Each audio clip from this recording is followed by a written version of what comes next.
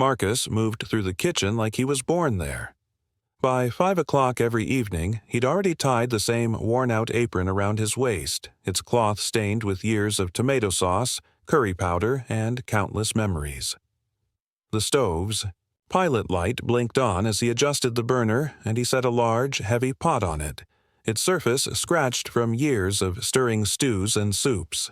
The aroma of onions and garlic sizzling in olive oil began to fill the small space, weaving its way through the walls of the living room where Eli sat, earbuds lodged in his ears, playing music that only he could hear. Eli, Marcus's stepson, was 12 now, almost 13, with an aloof expression and quiet mannerisms.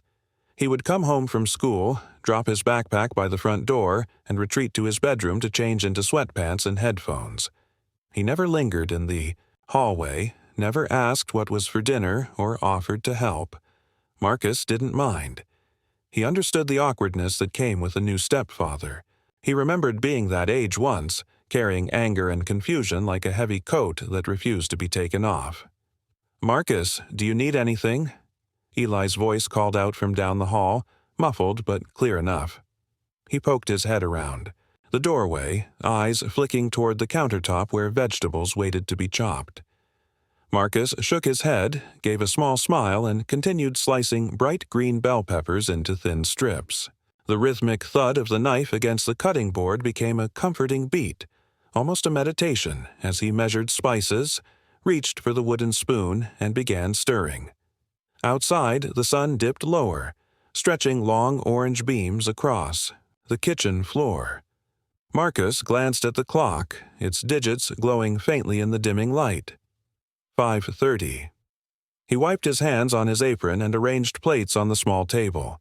2 plates, always, one for himself and one for Eli. He set them a few inches apart, as if preparing for company, even when dinner often felt like something he ate alone.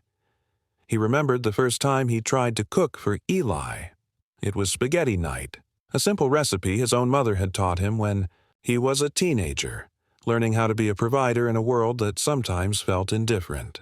He boiled water, salted it generously, added noodles, and warmed the red sauce on low heat.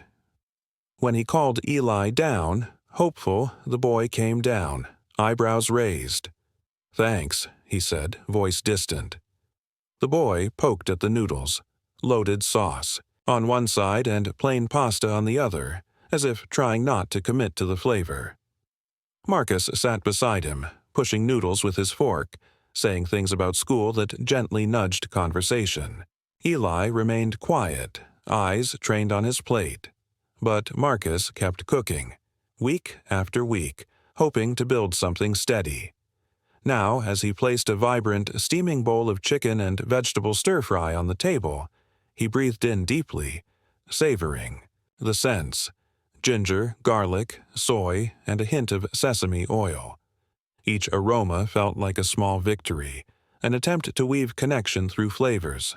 At exactly 6, Eli shuffled into the kitchen, headphones tucked in a pocket, expression unreadable. He slid into the chair opposite Marcus and picked up his fork. Marcus watched silently, letting the smell of dinner fill the space between them, hoping that tonight, maybe tonight, those scents could translate into something more than just nourishment. Marcus spent Saturday mornings at the farmer's market, lifting burlap sacks filled with fresh herbs, picking out ripe tomatoes and crisp greens, always thinking about how to bring a piece of home to this new household.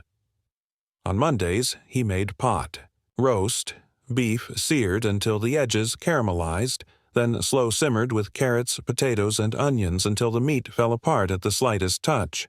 On Wednesdays, he cooked gumbo in a heavy cast-iron pot, stirring the dark roux until it smelled faintly of toasted nuts, adding okra that cut into tender slices, and finally ladling it over fluffy rice. Fridays meant lasagna, layers of pasta, ricotta, mozzarella, and a homemade tomato meat sauce baked until the cheese bubbled and turned a golden shade.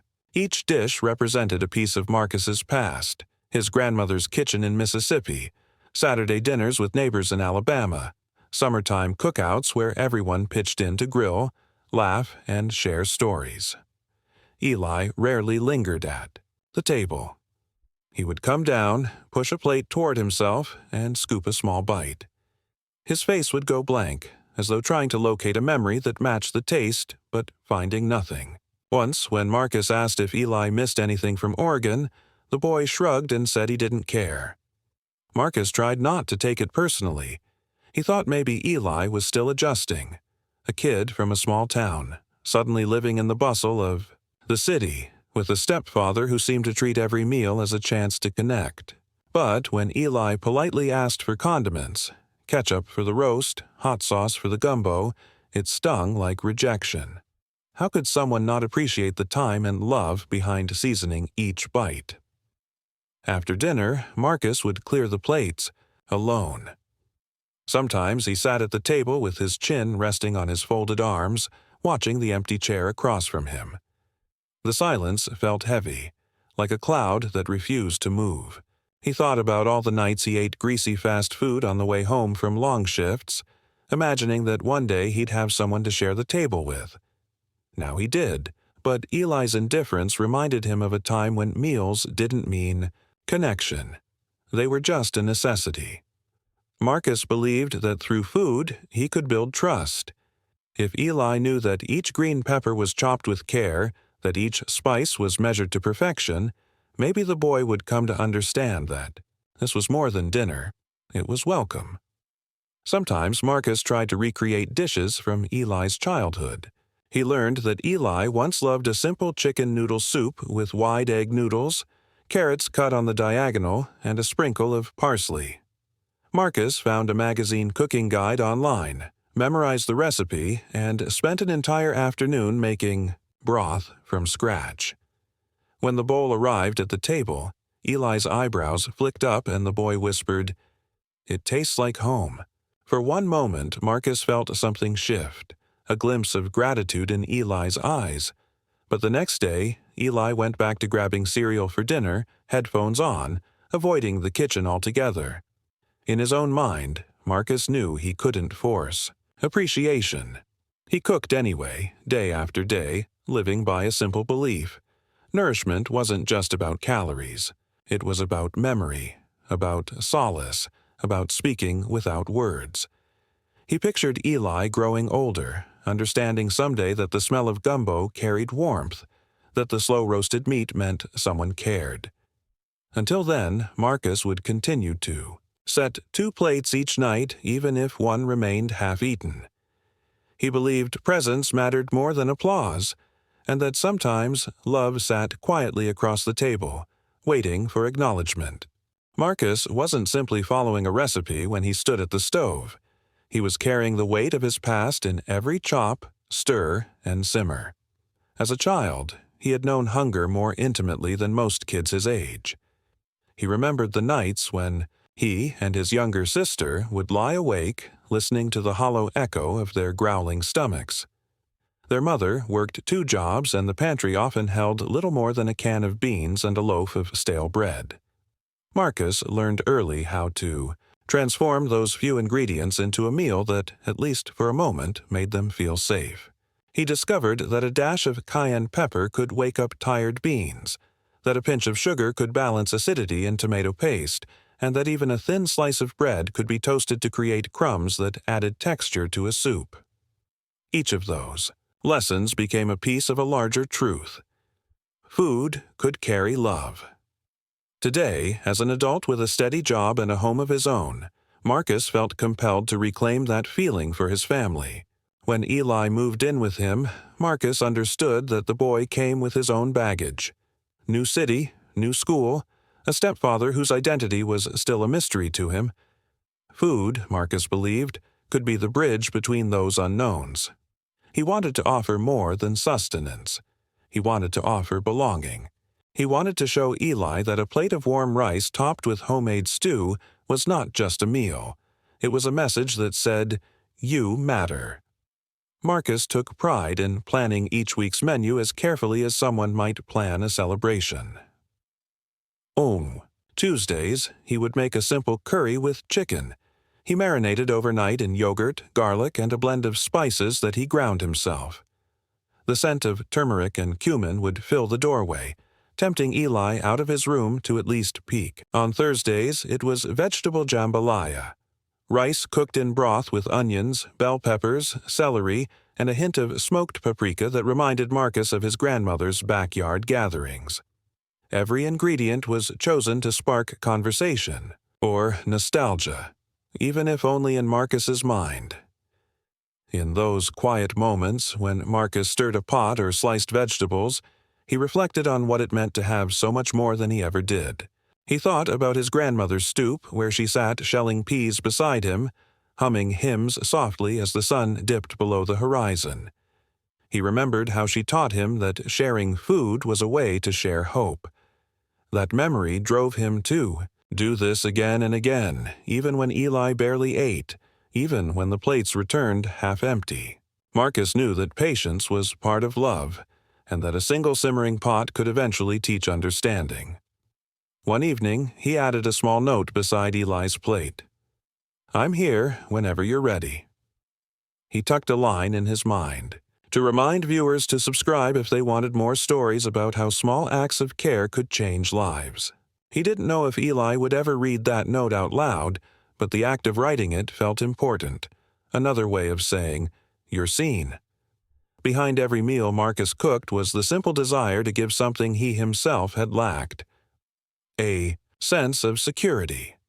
He believed that no child should grow up wondering where their next meal would come from, and he hoped that, one day, Eli would see past the taste and recognize the intention. Marcus didn't need praise for this. The quiet clink of dishes being placed on the table, the faint hum of the stove, and the possibility that Eli would pause and look up were enough. In those moments, Marcus felt that maybe, just maybe, his cooking could heal as much as it nourished. Marcus had spent the entire afternoon chopping vegetables and stirring sauces, humming a soft tune as he worked.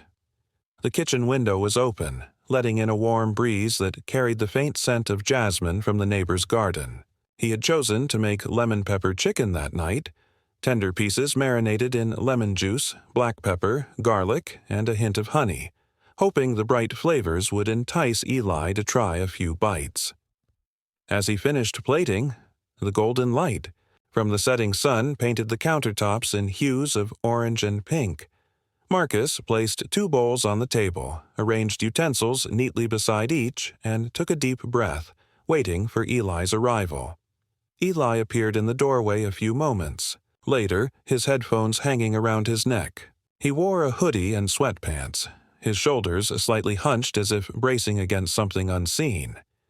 He shuffled to his seat and stared at the steaming bowl before him.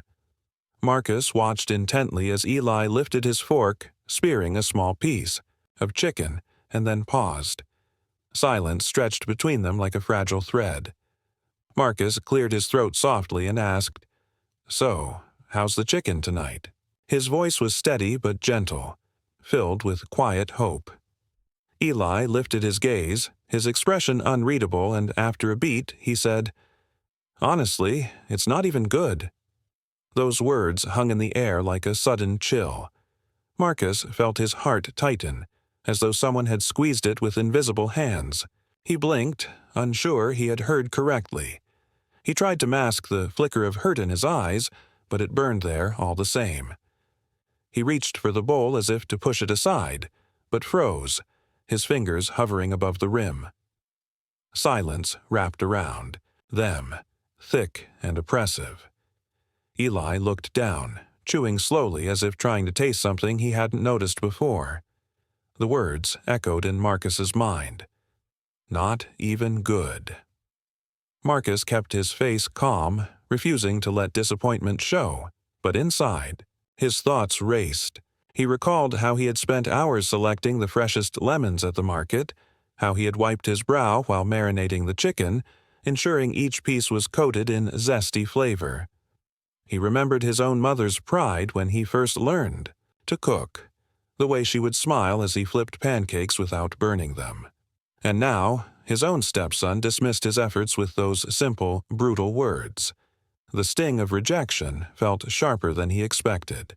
He closed his eyes briefly, letting the hurt settle in his chest before exhaling slowly, determined not to let anger flare. Without a word, Marcus set down the bowl and rose from his seat. He picked up the plates and carried them to the sink, the clink of dishes louder than the conversation they weren't having. Eli watched him, eyes flicking between the table and the floor, uncertainty swirling in his gaze. Marcus ran warm water over the dishes, scrubbing gently but methodically. Each soapy circle felt like a way to wash away the embarrassment he felt in that moment. He didn't look at Eli. He couldn't.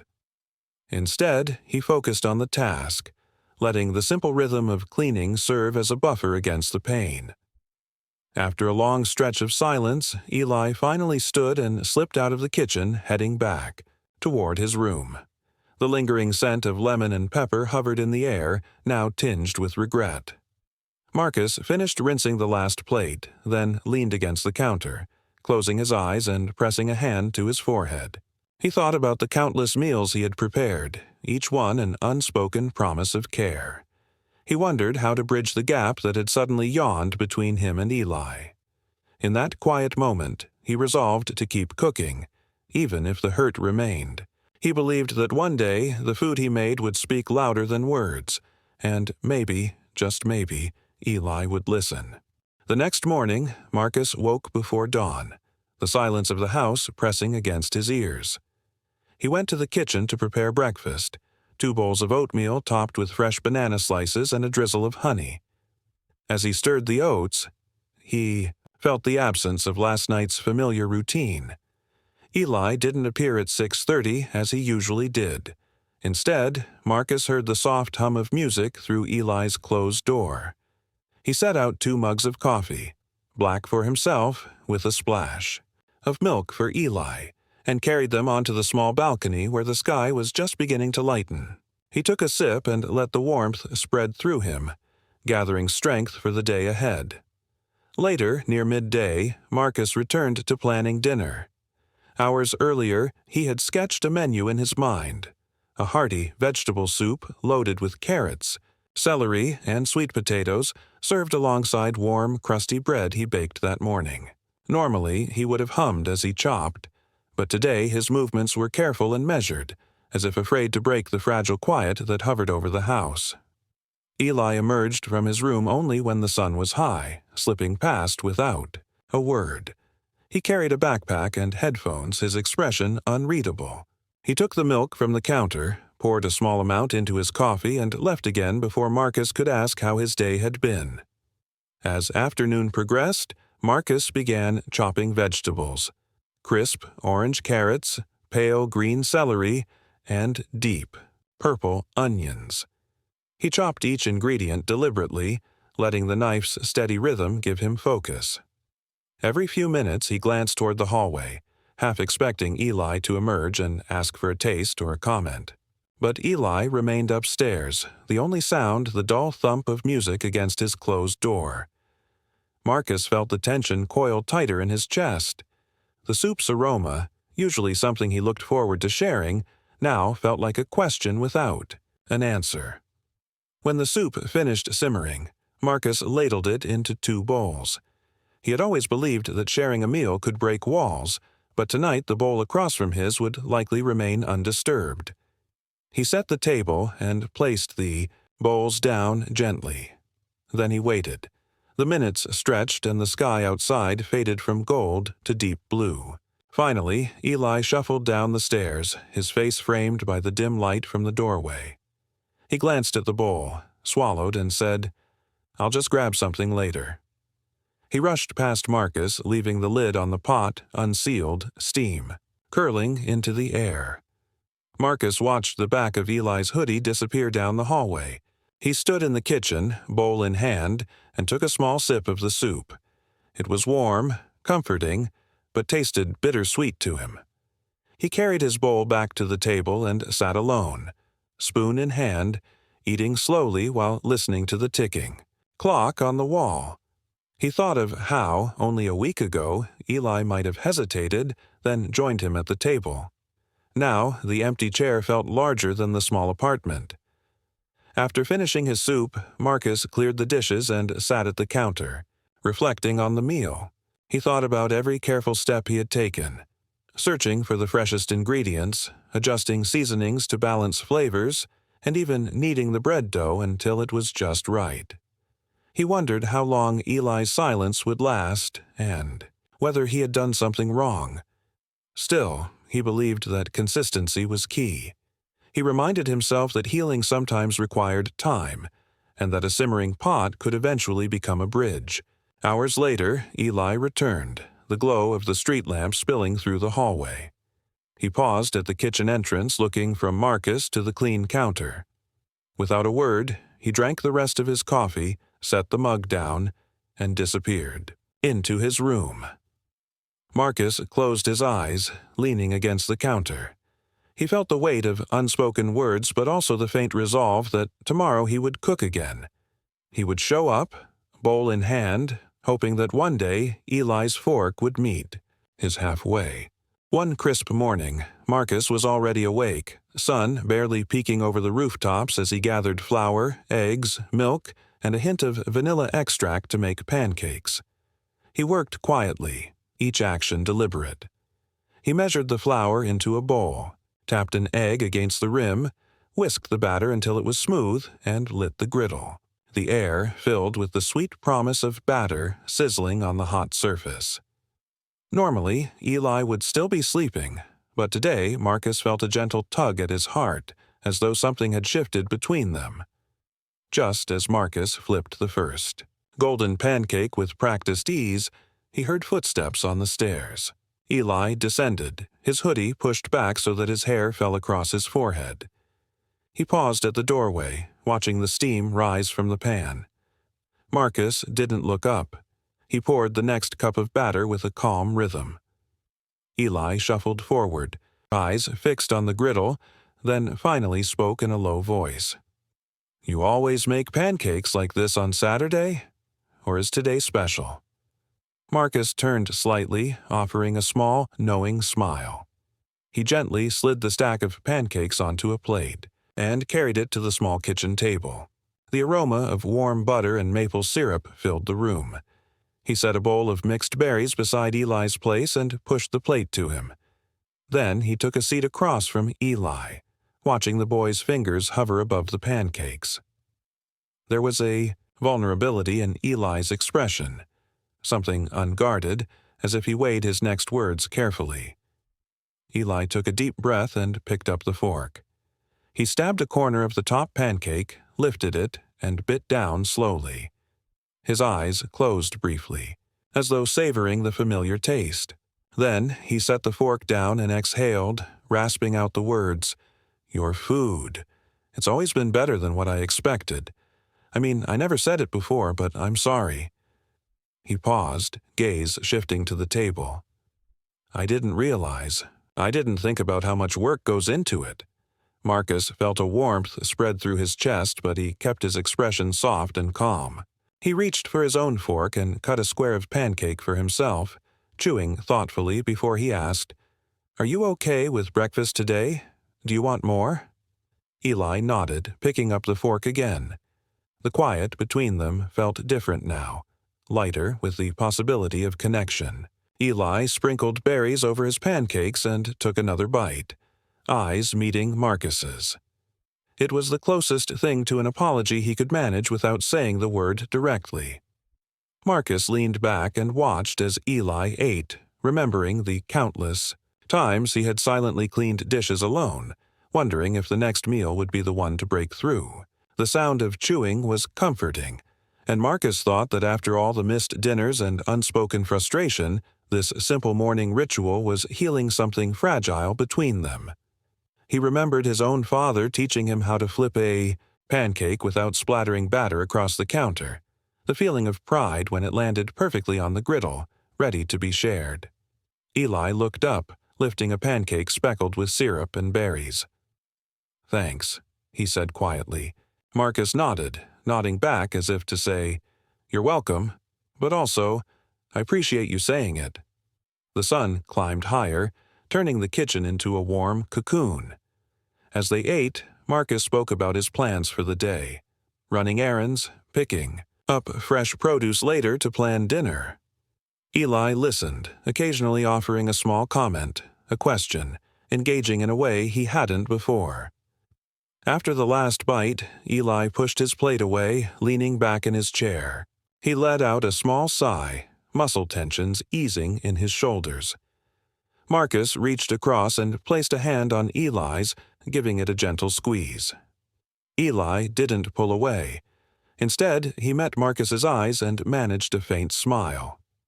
In that moment, the unspoken promise hung between them. Words could heal if paired with patience, and pancakes had bridged the gap when words alone fell short. Several months had passed since the morning of pancakes, and life in the small apartment felt subtly altered.